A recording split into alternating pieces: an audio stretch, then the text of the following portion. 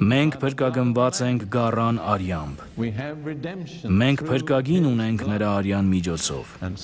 Իսկ Սաղմոս 107-ի 2-ում գրված է. «Տիրոջ փրկվածները թող ասեն, որ իրենց փրկեց թշնամու ձեռքից»։